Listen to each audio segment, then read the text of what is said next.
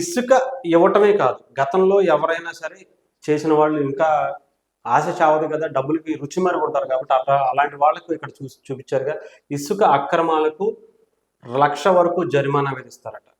ముఖ్యంగా బ్లాక్ మార్కెట్లో విక్రయిస్తే 2 ఏళ్ళు జైలు శిక్ష. అర్థమైందా? ఇక్కడ కంప్లీట్గా ఇక్కడ అవసరానికి మించి ఇసుక నిల్వ చేసిన, బ్లాక్ మార్కెట్లో విక్రయించిన 2 ఏళ్ల వరకు జరిమానా విధించడం, 2,00,000 వరకు కూడా 2 ఏళ్ల వరకు శిక్ష విధిస్తారు, 2,00,000 వరకు జరిమానా విధిస్తారు. జిల్లా కమిటీ ఆ ఇసుక స్వాధీనం చేసుకుని విక్రయించాలి. ఇసుక తవ్వకాలపై రవాణా చేసే వాహనాలను సీజ్ చేయడం, జరిమానా విధించడం వంటి అధికారాలు కలెక్టర్, జేఏసీ, ఎస్పీలకు, డిఎస్పీలకు, సబ్ కలెక్టర్లకు, ఆర్డీఓ, తహసీల్దార్, జిల్లా గనుల అధికారుల మొత్తం అందరికీ కూడా అవకాశాన్ని కల్పించారు.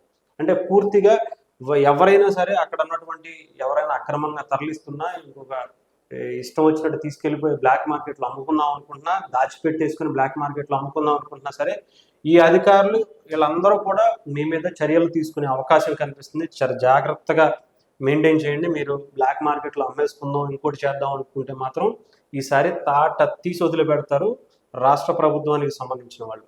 ముఖ్యంగా జిల్లా రాష్ట్ర స్థాయిలో టోల్ ఫ్రీ నెంబర్లు కూడా పెట్టారు.